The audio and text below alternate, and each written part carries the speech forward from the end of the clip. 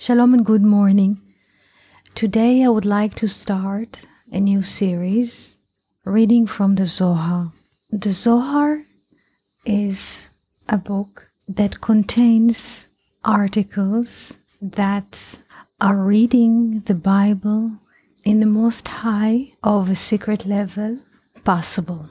The spiritual height of the book is quite profound, and I would like to share with you few possible readings of the texts. In the world so far, there are more than 1,000 handwriting of the book, and people tried during the generations to translate it and to understand it. The Zohar is basically written in Aramaic, in Hebrew letters. What I have in front of me is addition that is written in Aramaic, in Hebrew letters, without any explanation.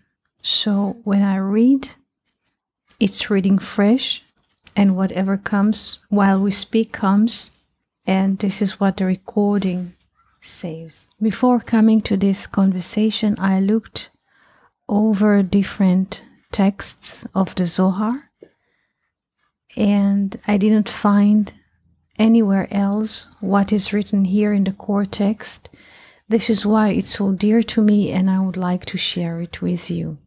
The little passage that we shall read today is about from Zohar Yitro, Zohar portion Yitro, Zohar Chadash, the new Zohar, because there's a first Zohar, first corpus, and there's a new Zohar, which is a later edition of the Zohar. The first Zohar was printed in Mantova, Italy, 1557. The Hebrew year is Siach, Shin Yod Chet, which means conversation. Conversation. Again, the first edition of the Zohar was published in Mantova, Italy, 1557. The Hebrew year is Siach, Shin Yod Chet, which means conversation. The new Zohar, the Zohar Chadash, from which we shall read this conversation, was published 39 years later.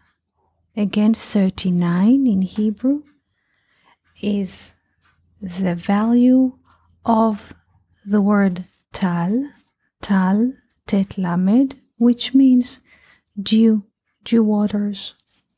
And today I would like to speak to you about the act of Moses' mother putting the baby's ark into the water of the Nile. So first we shall read from Exodus 2 to give us the flow of the story, and then I shall move to Zohar Chadash, new Zohar, reading this in Aramaic, and try to bring the secret level into this conversation. Exodus chapter 2 verse 1. Vayelech ish, and a man walked, mibet Levi, from the house of Levi, vayikach et bat Levi, and he took the daughter of Levi.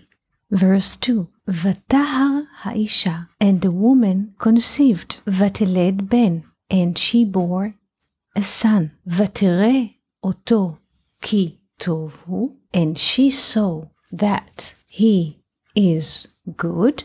Vatitzpenehu shlosha yirachim, and she hid him for 3 months. And now we arrive to the bridge of which I would like to speak to you about today. Verse 3. Velo yachla od hatzpinu, and she could not hide him any longer.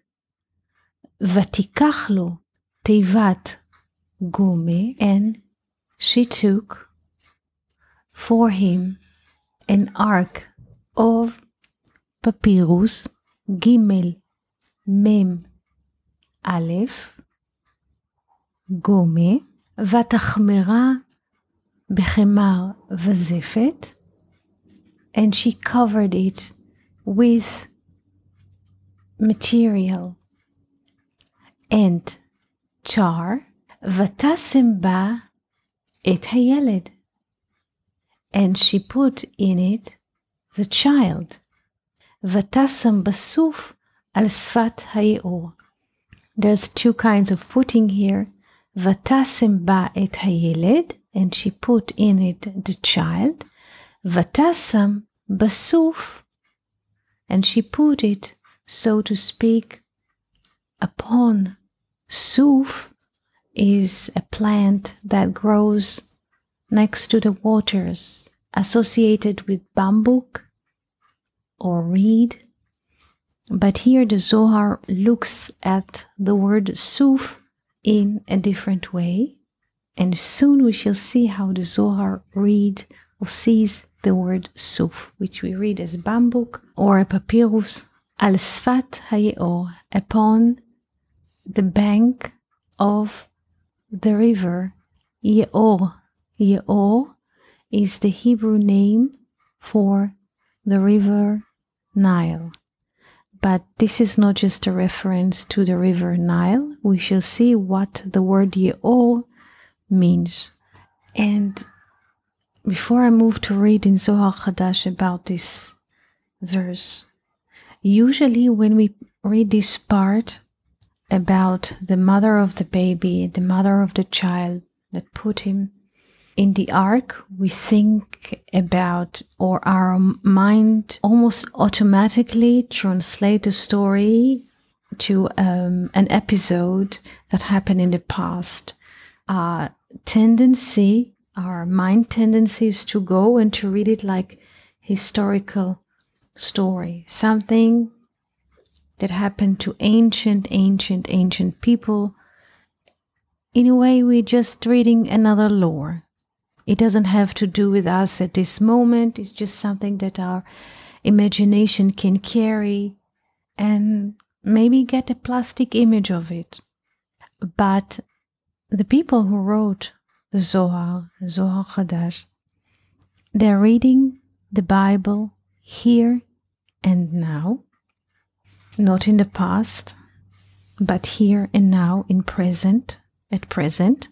And every word and every letter of the Bible is connected to our mere existence here at this moment. So let's see how the wise people read the text. The name of the article in Hebrew is being cut from the verse. Verse 3, Exodus 2. Velo yachla od hatspino, and she could not hide him or it any longer. Now I shall read the new Zohar in Aramaic, so please be patient because the text is built Aramaic and pearled with Hebrew words and bring into our cognition a new perception of life. So please, all of us, let's be patient. Uvezimna deyate malka meshicha, and in the time that the King Messiah will come, besof galuta batra'a, at the end of the last exile, the itmar be, that within or upon it has been said, Genesis 29:7, hen od hayom gadol. It is still that the day is long, meaning there is a great illumination. Please pay attention to the weaving of the thoughts through different languages and through different sources. Again, uvezimna deyete malka meshicha, and in the time that the King Messiah will come, besof galuta batra'a, at the end of the last exile, the itmar be, in which it was said, Genesis 29:7, hen od hayom gadol, the day is still long. Exodus 2:3, Velo yachla od hatspino, and she could not hide him any longer. Vatikach lo teivat gome, and she took for him an ark of papyrus, kegavna de Aaron, the Sefer Torah, like the cabinet of the book of the Torah. Please pay attention to the metaphorical thinking. Here, the sages translate the word, and she could not hide him any longer, and she took an ark of papyrus. It's not about the baby that was born 3,000 years before our time. She cannot hide what? The book. She cannot keep the secret of the book. The book is the tree of life. She cannot hide the secret of the tree of life any longer. And she took him an ark of papyrus, gome, kegavna de Aaron the Sefer Torah, like the cabinet of the book of the Torah. Oraita vadai yehe genizu dile. The Torah, the light, will be hidden in bedara batra'a. The light must have been hidden in there, in this cabinet, bedara batra'a, in the last generation. Uva itatmar kegavna de Noach bateva, like Noach in the ark. Dehava azil al maya, that the ark used to walk upon the waters of time. Hachi hai azil ben erev rav. Of course, it used to walk between all kinds of mixing of opinions and confusions. The inon maim hazedonim, that those are the bad waters. Uvesof galuta, and at the end of the exile, shave kudsha berichu lemoshe behahi teva. And at the end of the exile, the holy blessed he put Moses in this ark. Ve'aitale begaluta, and brought him into the exile. Umena lan divesof galuta aitele, and from which part do we know that Moses, or the book, the tree of life, will come at the end of the exile? Hadahu dichtiv, this is what is written. Exodus 2:3, Vatasam basuf, and she put in the suf. If you remember in the beginning of our conversation when we read from Genesis 2:3, we said suf is not just a plant, reed or papyrus or bamboo, but the letters samech, vav, pei are not just suf, the name of the plant, but if we read this word with a different pronunciation, sof, it means end. So the sages are saying, what does it mean that she put the ark, the book, the tree of life in the suf, not just in the reed or within the bamboo, but she hid the book of life, the Torah, at the end, not just suf as plant that grows into the water, but to read the word suf without punctuation. And in this way, we can read it in the following way, Vatasem basof, and she put it at the end. This is what is written in Deutoronomy 4:30, והיה באחרית הימים, and it shall be at the end of times, ושבת עד השם אלוהיך, and you shall return until the Lord is your God, or until the tetragrammaton is your God, or until the infinite is your God. Plus, ועוד, ותשם בסוף, and she put in the suf, as we said, suf can be also sof, the end, da ihu raza.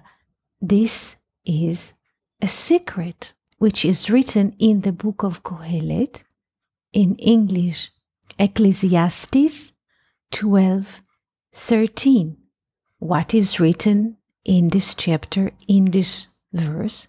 The sof davar, at the end of the thing, of the word, hakol nishma. Everything is being heard.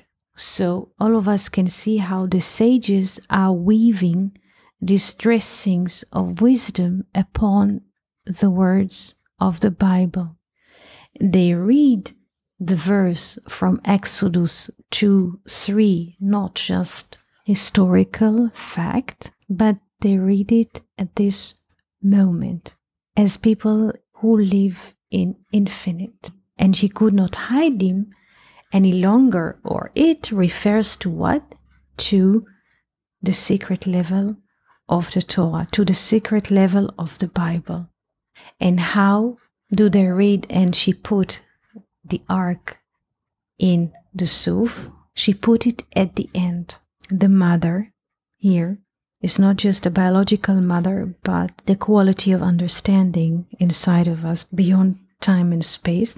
And she put the book, she as entity, this infinite understanding, the quality of the mother inside of every one of us, she put the book where? Not just in the reed or in the bamboo or in the papyrus, she put it at the end of time, meaning when awareness of people will grow into such extent that the barrier or the way that they see reality as a progress in time will be removed, meaning the eyes of the flesh will be removed.